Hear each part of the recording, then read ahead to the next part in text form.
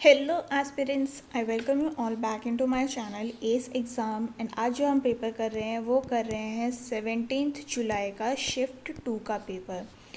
So first question है हमारे पास, the length of three sides of the triangle are 30 and 42 centimeters and x centimeter, okay, which is the following correct. तो हमें पता है कि कोई भी दो साइड होती है ना, वो रेंज किस में करेंगी, बड़े वाली साइड से एक तो होता है कि बड़ी वाली साइड जैसे 42 है प्लस 30 कर दो तो ये हो गई 72, और वहीं पे 42 माइनस 30 कर दो तो ये हो गई 12, यानी कि जो थर्ड साइड है वो इस रेंज में पड़ेगी।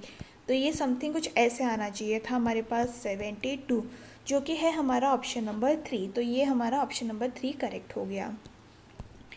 नेक्स्ट है हमारे पास, the largest 5 digit number exactly divided by 88।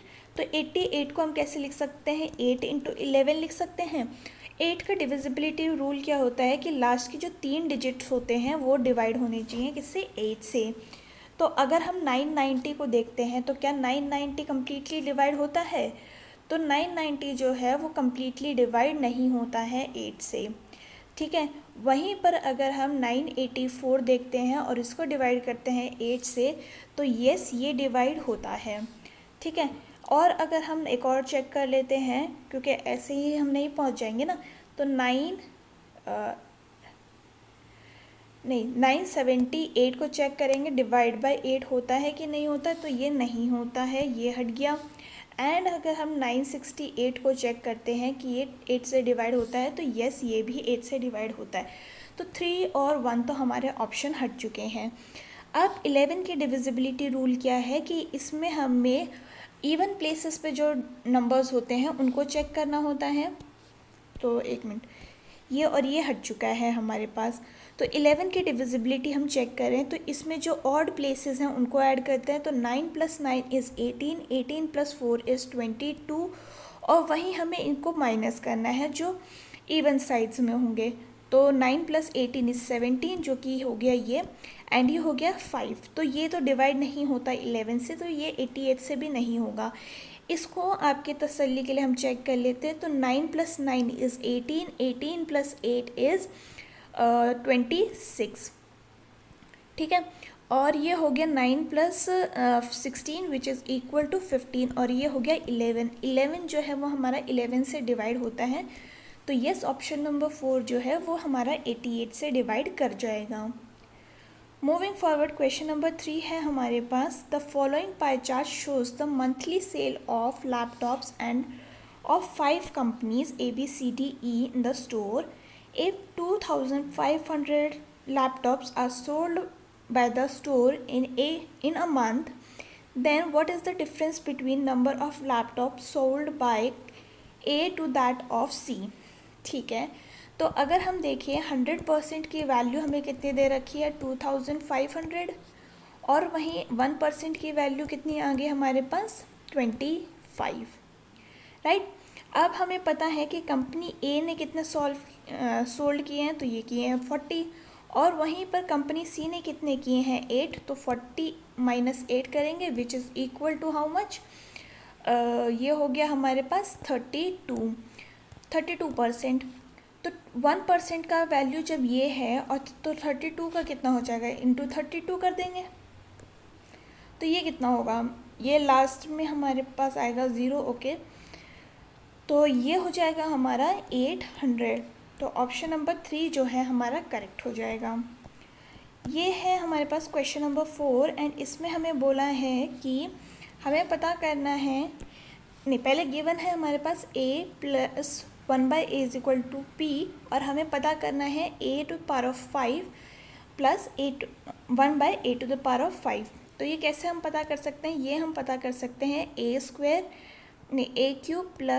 1/a³ into करेंगे हम इसको किससे, a² + 1/a² से, और माइनस करेंगे हम इसमें से a + 1/a, तब हमारे पास आएगा ये वाली वैल्यू। तो अब हम इसको क्या करेंगे ना, हम पता करेंगे कि a³ और 1/a³ कितना आएगा। तो इसका आता है हमारे पास 7³ प्लस माइनस 3 × 7, तो ये कितना हो जाएगा, 7 क्यूब होता है हमारे पास 343 माइनस 21 करते हैं तो ये हो गया 322, यानी कि ए क्यूब प्लस 1/a³ की वैल्यू होगी हमारे पास 322। वहीं अगर हम a² प्लस 1/a² का वैल्यू निकालेंगे तो कितना होगा, तो ये होगा हमारे पास 7² minus 2 which is equal to 49 minus 2 47, तो ये हो जाएगा 47।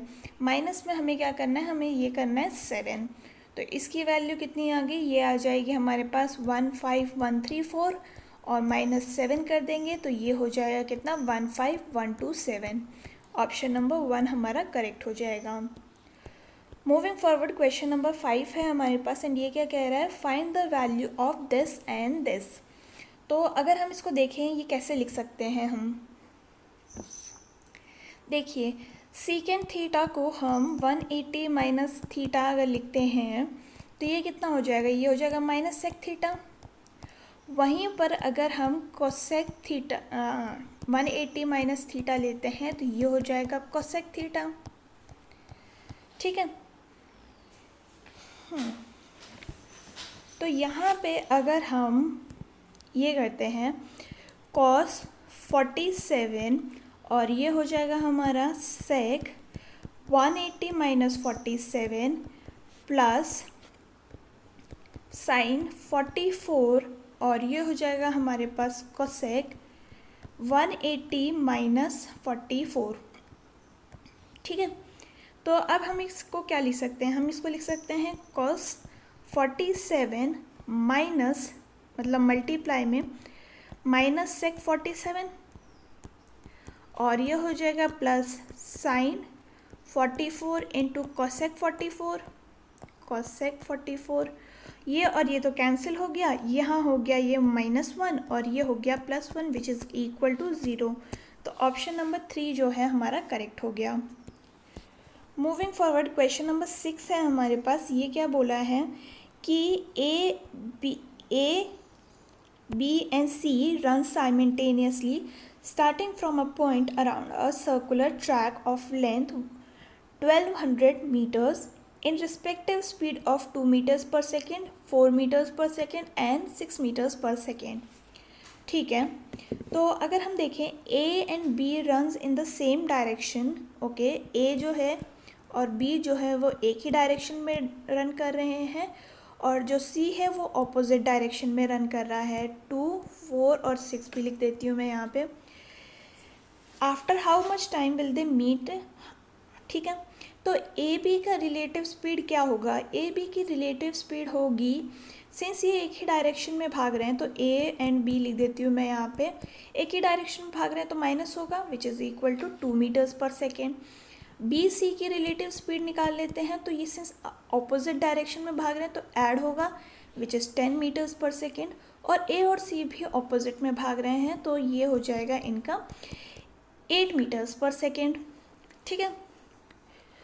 तो अगर जो है हमारे पास कि ए एंड बी कितना टाइम लेंगे, तो सिंस डिस्टेंस है हमारे पास 1200 का और रिलेटिव स्पीड आ गई हमारे पास 2, तो इनके द्वारा लिया गया टाइम कितना हो जाएगा 600 सेकेंड्स, 600 सेकेंड्स।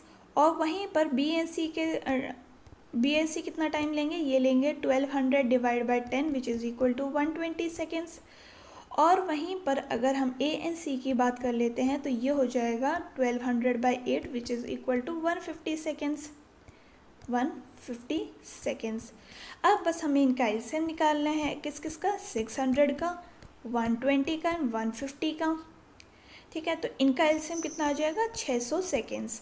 600 सेकेंड्स को हम मिनट्स में कन्वर्ट कर देते हैं तो 60 से डिवाइड कर देंगे और ये कितना हो जाएगा, ये हो जाएगा 10 मिनट्स, यानी कि ये 10 मिनट्स बाद फिर से मिलेंगे। ऑप्शन नंबर 1 हमारा करेक्ट हो गया।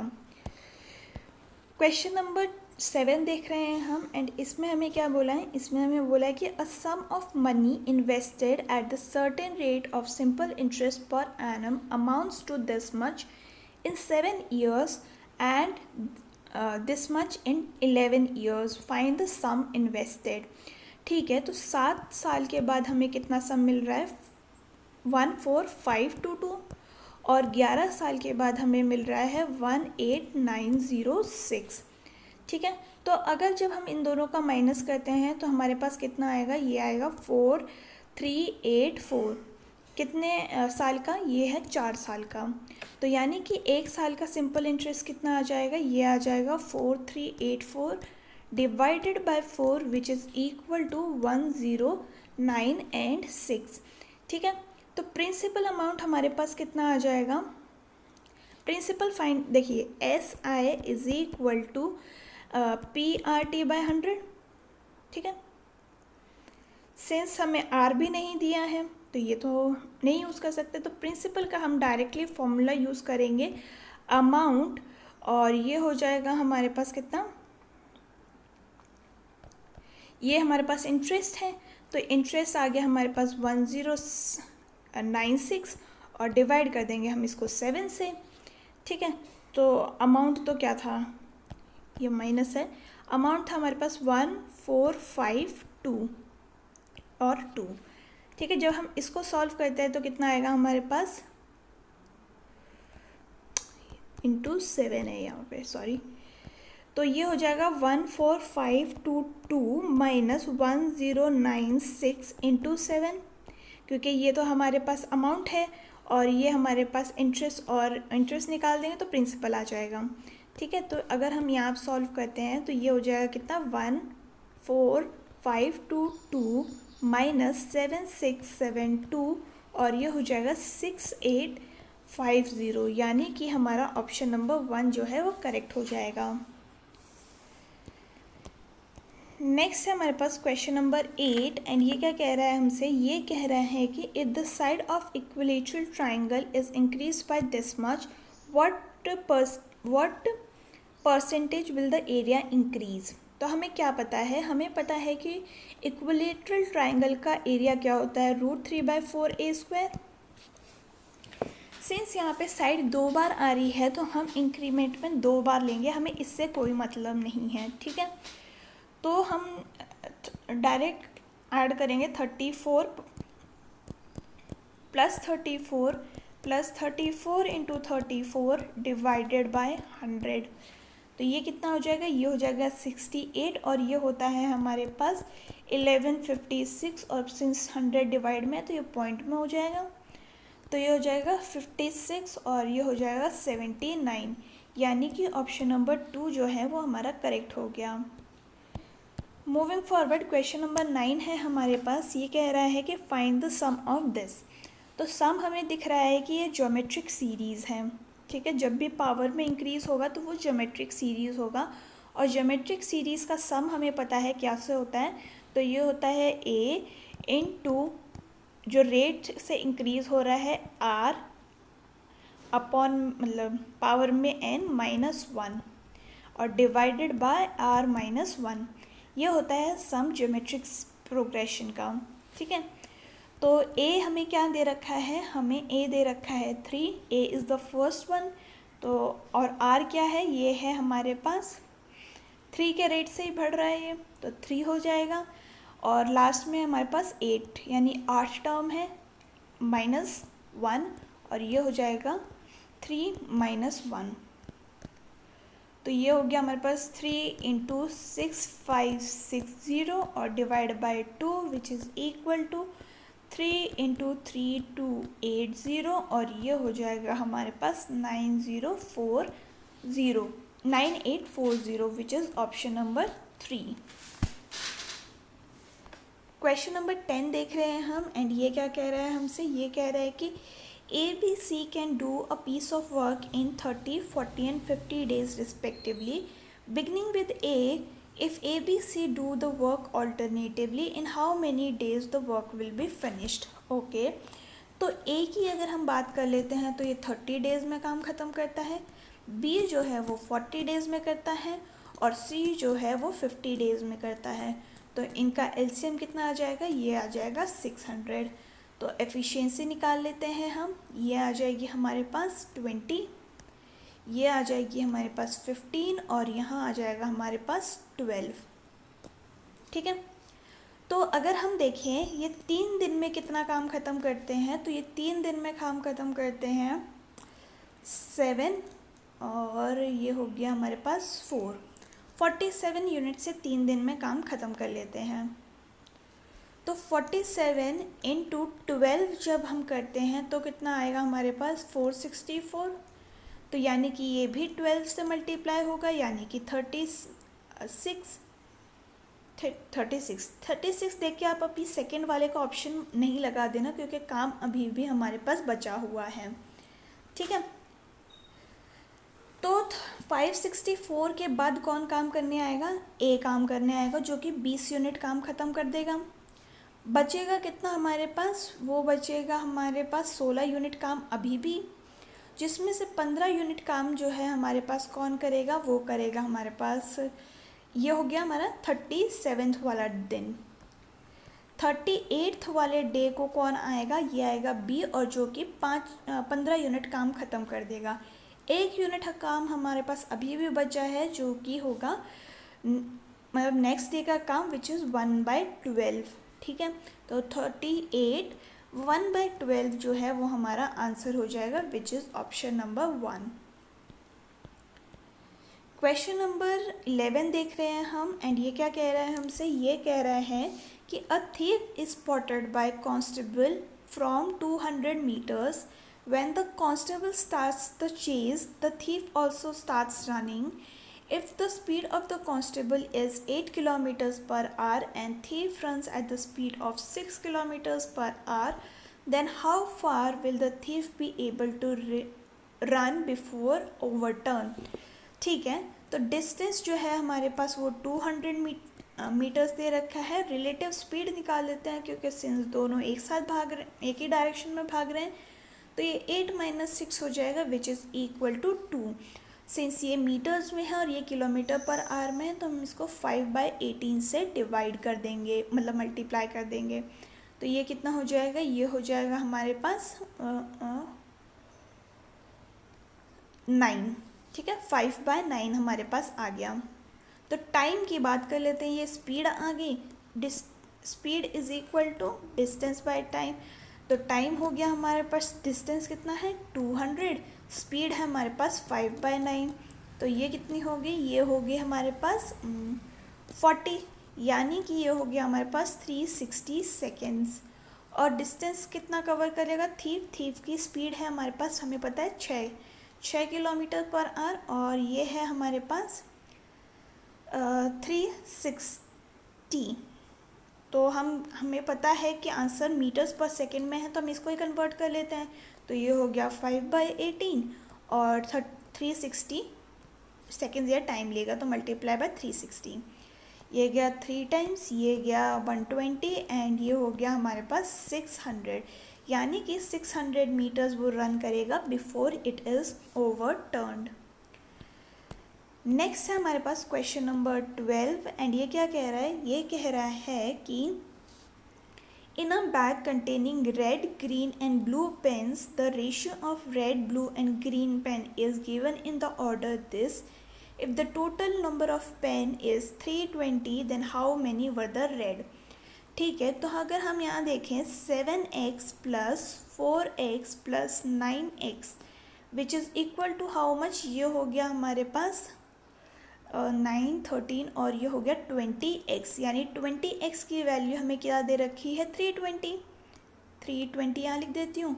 तो यानी कि x की वैल्यू कितनी हो जाएगी? ये हो जाएगी 16।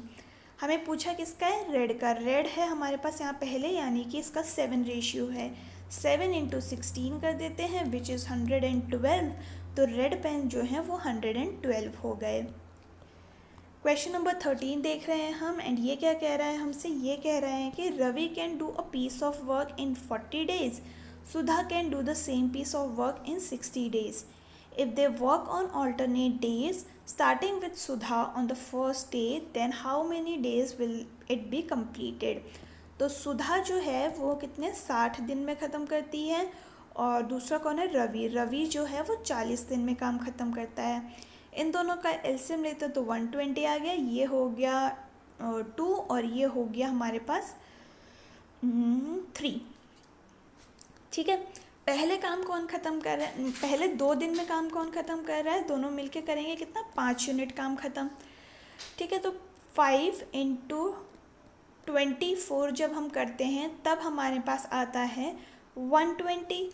तो वहीं पर अगर हम 2 को 24 से मल्टीप्लाई करेंगे तो हो गया 48, यानी कि 48 डेज में दोनों काम ख़त्म कर जाएंगे। नेक्स्ट क्वेश्चन की तरफ आगे बढ़ते हैं। क्वेश्चन नंबर 14 क्या है हमारे पास, ये कह रहा है कि the arc of the circle subtends an angle of 18 degrees. Okay, तो देखिए ये एक आर्क है, इसकी लेंथ हमें दे रखी है 23.1 और इस एंगल कितना बना रही है 18 डिग्रीज का। What is the area of the circle. तो हमें पता है लेंथ ऑफ आर्क का फॉर्मूला क्या होता है, ये होता है 2 पाई आर थीटा बाय 360। तो इसकी वैल्यू हमें कितनी दे रखी है, ये दे रखी है 23.1।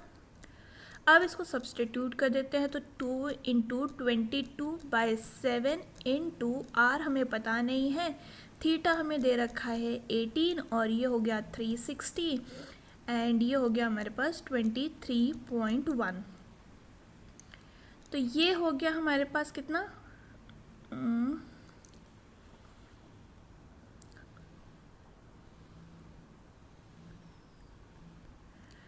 ये हो गया 20। ठीक है, एंड अगर हम देखें ये हो गया 10। ओके, एंड अगर हम देखें 23.1 को डिवाइड करते हैं हम 22 से, तो ये हो जाएगा हमारा कितना 1.05 और इसको जब हम मल्टीप्लाई कर देते हैं 7 से, तो ये हो जाएगा हमारे पास आर की वैल्यू 7.35। तो आर तो आ गया हमारे पास 7.35। एरिया ऑफ सर्कल हमें पता करना है which is equal to 22/7। R हो गया 7.35 इंटू 7.35। तो ये कितना हो जाएगा, ये हो जाएगा हमारे पास ये हो गया 1.05, राइट। नहीं, क्या किया मैंने, 73.5 है ये, वही मैं सोचूं। तो ये हो गया 22/7 इंटू 73.5 इंटू 73.5। तो ये हो गया कितना 10.5। तो जब हम इसको सॉल्व करेंगे तब आपका आंसर आना चाहिए 16978.50 विच is option number 1। Moving forward, question number 15 है हमारे पास। ये कह रहा है कि study the given table and answer the question that follows. The table shows the number of candidate who appeared, qualified and selected in a competitive exam from 4 different states, Delhi, Goa, Karnataka, Maharashtra over the year 2012 से 16 तक। Okay, the number of candidates selected from Maharashtra का selected under the review is approximately what percent of numbers selected from Delhi during this period? Okay, तो महाराष्ट्र से कितने selected हुए हैं वो वाले टोटल कर लेते हैं, यानी ये महाराष्ट्र के हैं। इनका जब हम टोटल करेंगे तो कितना आ रहा है हमारे पास, ये आ रहा है 364। वहीं पर हमें कौन सा चाहिए, दिल्ली का चाहिए। दिल्ली का सिलेक्टेड ये है और इसका सम जब हम करेंगे तब कितना आएगा, ये आएगा 4 और 8 विच इज़ इक्वल टू 12, 12 और 2 इज़ 4 और ये हो जाएगा हमारे पास 384। तो 384 माइनस 364 करेंगे तो कितना आ जाएगा, मतलब रिक्वायर्ड परसेंटेज है ना, तो ये इंक्रीज थोड़ी ना पूछा है, तो ये पूछा है हमसे 364 कितना परसेंट है 384 के इंटू 100। ठीक है, जब हम इसको सॉल्व करेंगे तो ये देखिए नियरली 100 के ही पास आ रहा है, तो सारे ऑप्शन वैसे हैं, तो हमें इसको सॉल्व करना पड़ेगा बेसिकली। तो सॉल्व कर लेते हैं एंड सॉल्व करने के बाद हमारे पास इसका आंसर आना चाहिए 94.79। तो ये आपका हो गया ऑप्शन नंबर 4। क्वेश्चन नंबर 16 देख रहे हैं हम, एंड यहाँ हमें दे रखा है कि if tan π/6 plus sec π/6 is equal to x, तो x की वैल्यू हमें पता करनी है। ठीक है, तो π/6 हमें पता है कितना होता है tan 30, और π/6 यहाँ पे भी 30 हो गया। तो tan 30 की वैल्यू कितनी होती है 1/√3, और sec 30 की कितनी होती है 2/√3। तो ये हो गया बेसिकली हमारे पास 3√3, और √3 हम नीचे नहीं रख सकते, इसलिए हम इसको फैक्टराइज करेंगे। तो ये हो गया √3 and √3 which is equal to 3√3, और डिवाइड में भी हो गया 3, और ये कैंसिल हो गया, √3 हमारा आंसर आ गया विच इज़ ऑप्शन नंबर 1। नेक्स्ट है हमारे पास क्वेश्चन नंबर 17, एंड ये क्या कह रहा है, ये कह रहा है कि what is the whole surface area of cone of base radius this and height is this. तो बेसिकली टोटल सरफेस एरिया पूछा है, तो उसका फॉर्मूला क्या होता है pi r l plus r. Slant height हमें पता नहीं है, लेकिन हम निकाल सकते हैं ट्राइंगल से। तो रेडियस हमें 6 दे रखी है, 8 हमें इसकी हाइट दे रखी है। तो हमें पता है क्या, हमें पता है कि इसका पाइथागोरस ट्रिपलेट क्या बनता है। तो देखिए, अगर आपको डायरेक्ट नहीं पता है कि इसका 10 बनता है, तो आप इसको कैसे लिख सकते हैं, 6 को आप 3 लिख सकते हैं, इसको आप लिख सकते हैं 4। तो 3, 4 और 5 का बनता है, सिंस ये दोनों मल्टीप्लाई हो रहे हैं, तो इसको भी आप मल्टीप्लाई बाय 2 कर देंगे, तो यहाँ आपका 10 आ जाएगा। तो वैसे भी आप निकाल सकते थे। ठीक है, तो अब हमें सब कुछ पता चली गया है, तो लेट्स पुट इट। तो ये हो गया 22/7, आर की वैल्यू है 6, और एल अभी हमने निकाला 10 + 6, तो ये हो गया 22 / 7 × 6, और ये हो गया 16। अगर हम इसको सॉल्व करेंगे तो आ जाएगा हमारे पास ऑप्शन नंबर 3 301.71। ठीक है, तो वो हमारा करेक्ट आंसर हो गया। नेक्स्ट है हमारे पास क्वेश्चन नंबर 18, एंड ये क्या कह रहा है, ये कह रहा है कि 15 men can complete a work in 25 days and 25 women can complete the same work in 40 days. If all 15 men and 25 women work together, in how many days they will be able to work? तो जो 15 men हैं वो 25 days में काम ख़त्म कर लेते हैं, वहीं पर 25 women जो हैं वो कितने दिन में काम ख़त्म कर लेती हैं, ये m इज़ द एफिशिएंसी। ठीक है, वो 40 डेज़ में काम ख़त्म कर लेती हैं। तो इसको जब हम सॉल्व करते हैं तो 25 से 25 कैंसिल हो गया, ये हो गया हमारे पास कितना 3, और ये हो गया 8, यानी मेन और विमेन की जो एफिशिएंसी है वो 8:3 आ गई है। टोटल वर्क और निकाल लेते हैं, तो या तो आप इसमें पुट कर लीजिए, इसमें पुट कर लीजिए, एक ही बात है। तो अगर हम W को चलो इसमें पुट कर लेते हैं, तो ये हो गया 25 × 3 × 40 which is equal to 3000 unit का काम है। ठीक है, तो 3000 कितने लोग मिल रहे हैं 15 men, तो 15 × 8 करेंगे which is equal to how much 120, और 25 विमेन लग रही हैं, और विमेन का एफिशिएंसी कितना है 3 विच इज़ इक्वल टू 75। तो इन दोनों का टोटल जो है वो डिनोमिनेटर में आ जाएगा विच इज़ इक्वल टू 195। ठीक है, तो जब हम इसको सॉल्व करते हैं तो हमारे पास क्या आना चाहिए, ये आ गया 600, 5 से डिवाइड कर रही हूँ मैं बेसिकली, और ये आ गया हमारे पास 3 और 9, ये अब मैं 3 से डिवाइड कर रही हूँ विच इज़ इक्वल टू 200, और ये हो गया 13। तो अब ये आ जाएगा कितना 15 5/13, यानी कि ऑप्शन नंबर 1 हमारा करेक्ट हो गया कि इतने दिन में ये सब मिलके काम ख़त्म कर देंगे। नेक्स्ट क्वेश्चन की तरफ आगे बढ़ते हैं। क्वेश्चन नंबर 19 हमें क्या कह रहा है, ये कह रहा है कि Suhani pays a tax of rupees at the rate of 30% on her entire income of ₹90,000. Ritika pays at rate 40,000 का interest on her entire income of Y rupees. If the overall tax combined income पे वो देती है 37%, तो what is the value of Y? तो question के according हम इसको सॉल्व करना शुरू करते हैं। सुहानी जो है उसकी सैलरी है हमारे पास 90,000, ठीक है, सही लिखा है। और इस पे ये देती है 30% का टैक्स।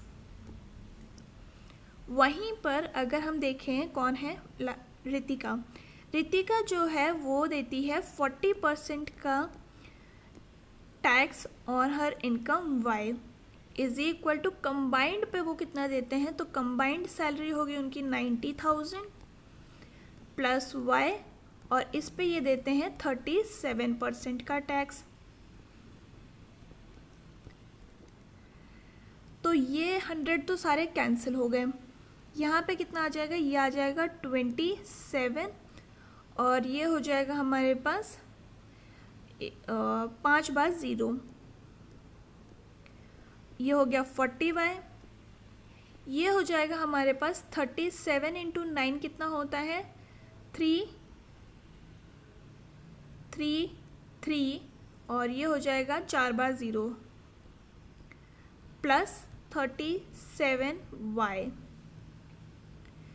तो ये यहाँ ये इस तरफ जाएगा और वो उस तरफ जाएगा, तो यहाँ पे आ जाएगा हमारा 27,000 और 5/0, ठीक है, ओके। एंड ये हो जाएगा 3y, इसकी वैल्यू हमारे पास कितनी आ गई 0,0,0,0,3, और ये हो जाएगा हमारे पास 6, ये हो गया 21 और 4/0। तो यानी कि हमारा जो आंसर है वो हो गया option number 4, right. Let's move towards next question. है नेक्स्ट क्वेश्चन हमें क्या कह रहा है, ये कह रहा है कि working 5 hours a day A can complete a task in 8 days and working 6 hours a day B can complete the same task in 10 days. Working 8 hours a day they can jointly complete the task in, तो ये हम कैसे करते हैं, MDH फॉर्मूले से करते हैं। तो देखिए यहाँ पर A जो है वो कितना 5 घंटे काम करता है, यानी H हो गया हमारे पास 5 और D हो गया हमारे पास 8। वहीं पर B जो है वो 6 घंटे काम करता है और 10 दिन काम करता है। तो A/B ये हो गया 2 टाइम्स और ये हो गया 4 और 3, यानी कि ये हो गया अगेन 2। A/B की वैल्यू आ गई 3/2। एफिशिएंसी पता चल गई। अब हम किसी एक में पुट करके देख लेते हैं, हम A को ही पुट कर लेते हैं। तो ये हो गया 3 × 5 × 8 which is equal to 120 unit का काम आ गया, ठीक है। एफिशिएंसी हमको ऑलरेडी पता चल गई है, इतनी है। तो कितना हो जाएगा हमारे पास 120 divide by 5 and working 8 hours a day बोला है हमसे, तो 8 हम इसको मल्टीप्लाई कर देंगे, मतलब नीचे ही मल्टीप्लाई करेंगे, ठीक है। तो ये हो जाएगा कितना, ये हो गया हमारे पास इसको या तो हम 40 लिख देते हैं और ये हो जाएगा 3, यानी 3 दिन में ये दोनों मिलके काम ख़त्म कर देंगे। क्वेश्चन नंबर 21 है एंड ये हमसे बोला है कि सिंप्लीफाई करना है इसको हमें बेसिकली। तो अगर हम देखें इसको हम कैसे लिख सकते हैं, ऊपर वाले को हम कैसे लिख सकते हैं पहले ये देखते हैं। इसको हम लिख सकते हैं x² और ये हो गया स्क्वायर प्लस 1 - 2 × x² × 1, ठीक है, ऐसे लिख सकते हैं। फॉर्मूला बना रही हूँ मैं, और नीचे वाले को हम डायरेक्टली लिख सकते हैं x - 1 होल स्क्वायर का फॉर्मूला है ये। ऊपर क्या आ गया, ऊपर आ गया ये हमारा पूरा a हो गया, तो x² - 1 का होल स्क्वायर और ये हो जाएगा x - 1 का होल स्क्वायर, ठीक है। तो अब अगर हम देखें कैसे लिख सकते हैं इसको, अभी हम इसको हम ऐसे लिख सकते हैं। ऊपर वाले को देखिए x + 1 स्क्वायर और ये हो गया x - 1 square divided by x - 1 square, और ये तो हमारा कैंसिल हो गया।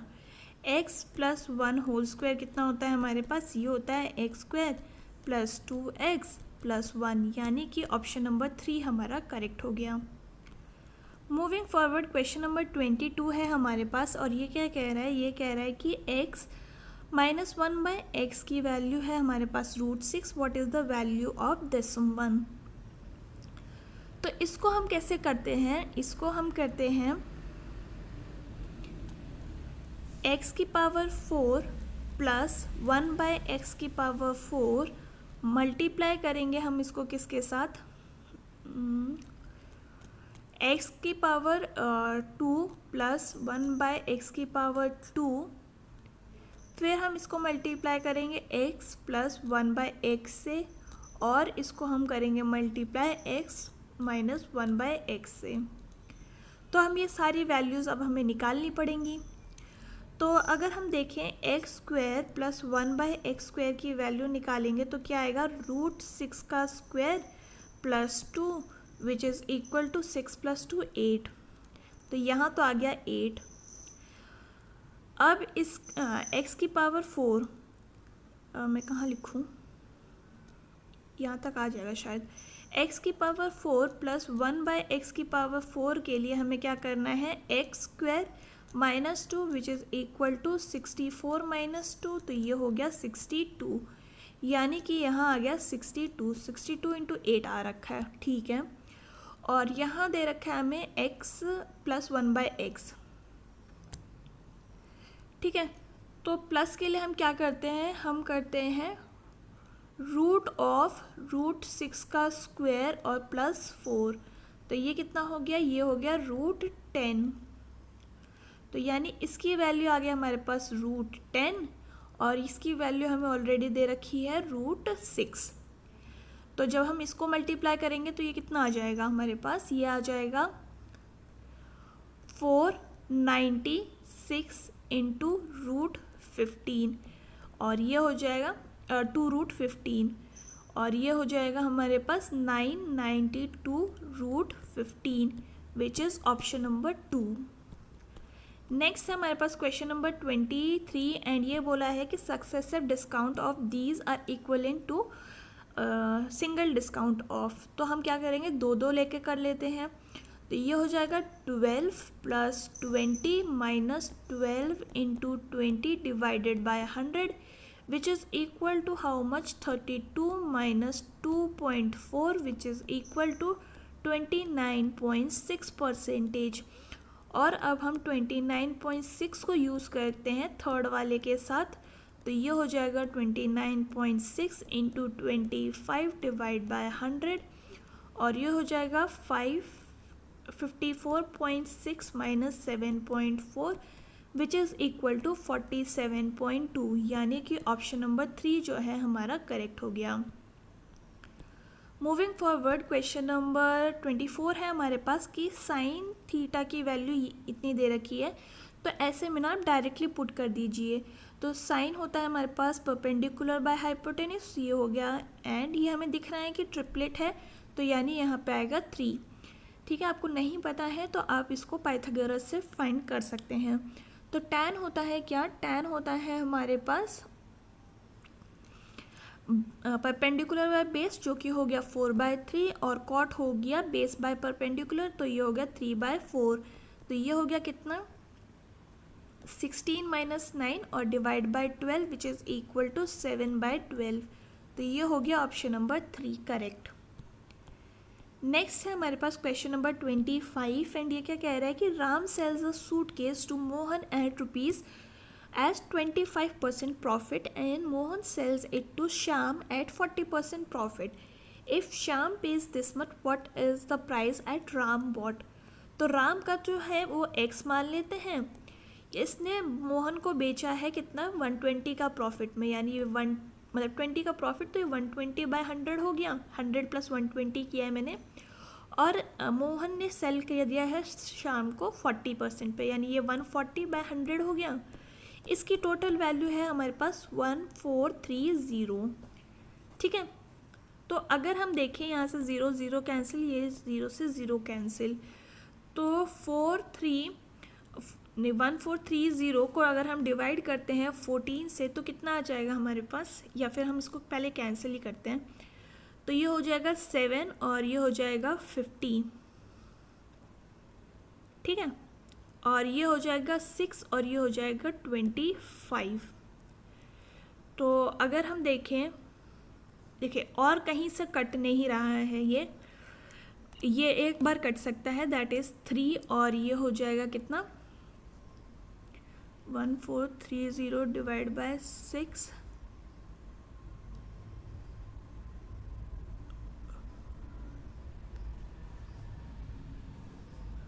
ये हो गया 7, 1 और 5, इससे ज़्यादा ये कट नहीं सकता।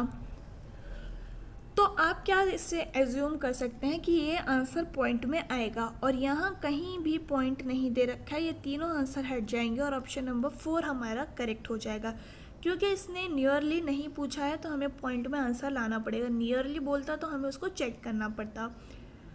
तो यहाँ पे आ जाएगा हमारा ऑप्शन नंबर 4 करेक्ट। तो ये था about all the questions for today's question paper. And अगर आपको ये वीडियो पसंद आई हो तो do let me know in the comment section. हम फिर मिलेंगे इन द नेक्स्ट वीडियो, तब तक के लिए आप अपना ख्याल रखिए। थैंक यू एंड जय हिंद।